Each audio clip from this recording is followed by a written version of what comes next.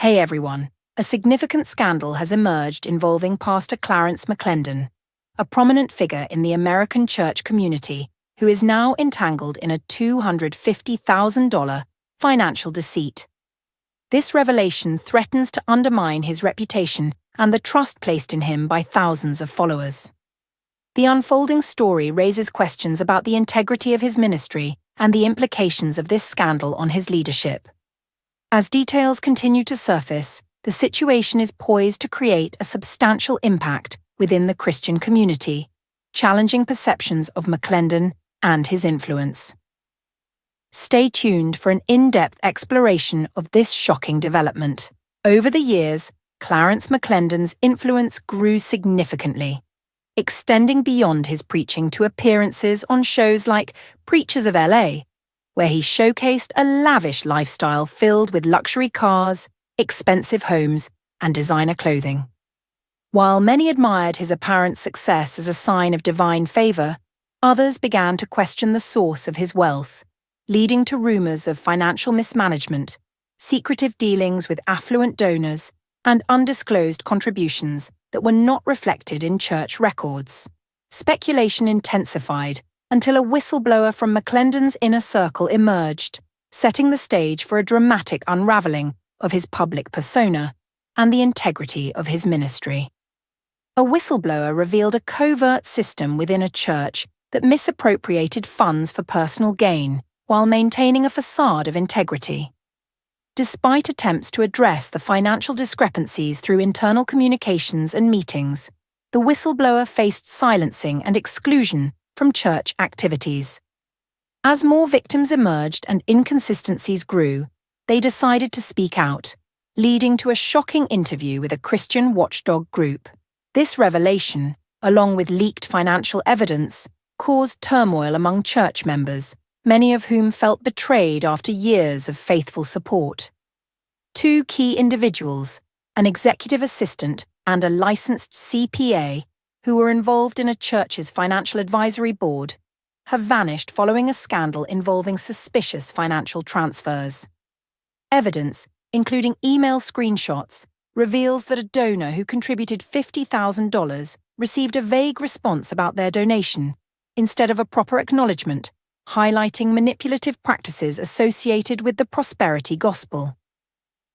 Legal experts indicate that while shell companies are legal, using them to mislead donors and misappropriate funds constitutes a federal crime, posing a significant threat not only to the individuals involved, but also to the integrity of faith-based nonprofits.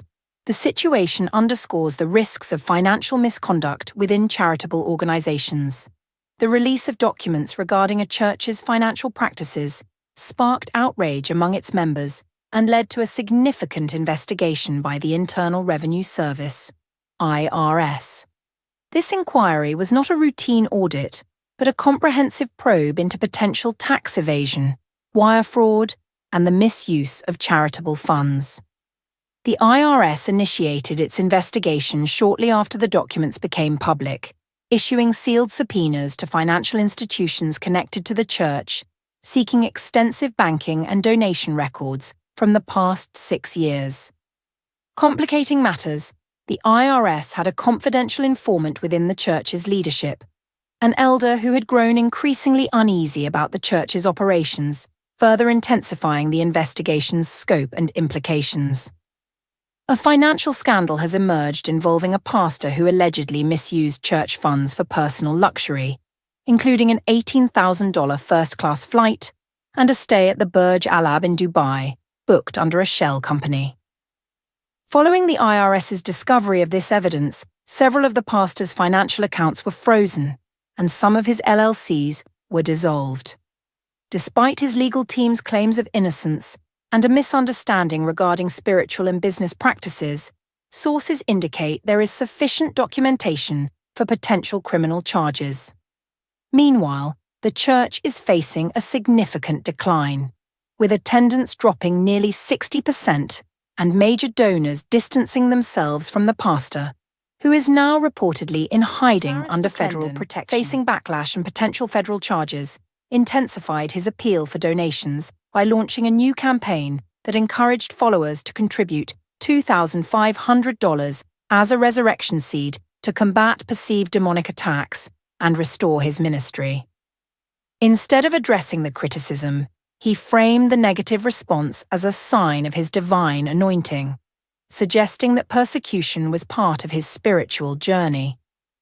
Despite the controversy, his ministry reportedly received over $300,000 in donations within 48 hours, although many critics labeled his actions as manipulative and exploitative, accusing him of disguising financial gain as a religious mission. Pastor Clarence McClendon found himself at the center of a scandal following the leak of a covert audio recording from a private leadership meeting. The recording, which surfaced on Reddit, features McClendon candidly discussing the financial controversies surrounding his ministry. Rather than denying the allegations, he provides a troubling justification for the issues, which has sparked outrage and concern across both religious and secular communities. This revelation marks a significant turn in the narrative surrounding McClendon, amplifying the scrutiny of his actions and leadership. Clarence McClendon faced significant reputational damage after YouTube demonetized his channel due to pressure from advocacy groups regarding the misuse of donations. The situation worsened as former mentees revealed troubling experiences, including being coerced into signing non-disclosure agreements after witnessing questionable financial practices. One former protégé highlighted McClendon's controversial statement about the necessity of monetizing religious influence, suggesting a troubling intersection of faith and commerce. Legal experts and religious scholars are now considering whether McClendon's case could set a precedent in defining the limits of religious freedom versus financial exploitation, potentially leading to new regulations in the blurred lines between ministry and business. This scandal has drawn attention even from those outside his ministry, indicating a broader concern about ethical practices in religious organizations. Federal investigators have been building a case against McClendon for over 18 months, revealing that he was not only collecting questionable donations, but also diverting funds into shell corporations, offshore accounts, and luxury investments using fake board members. Key evidence includes forged signatures on transfers from church accounts to a Bahamas-registered LLC, linked to McClendon's son without his knowledge. Additionally, a private video conference recorded during the pandemic captured McClendon instructing his staff on how to justify large gifts as spiritual investments to evade scrutiny, even joking about the possibility of an audit. A statement from a televangelist's attorney expresses sorrow for families affected by recent revelations, asserting that the televangelist was not involved in the ministry's financial operations and is cooperating with authorities. The televangelist has reportedly filed for legal separation and is living away from Los Angeles, possibly in Atlanta, with family. This situation highlights the theme that in a world where influence can obscure truth, integrity can ultimately prevail.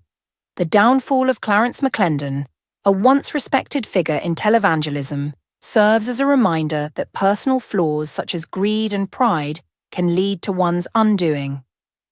Thanks for watching.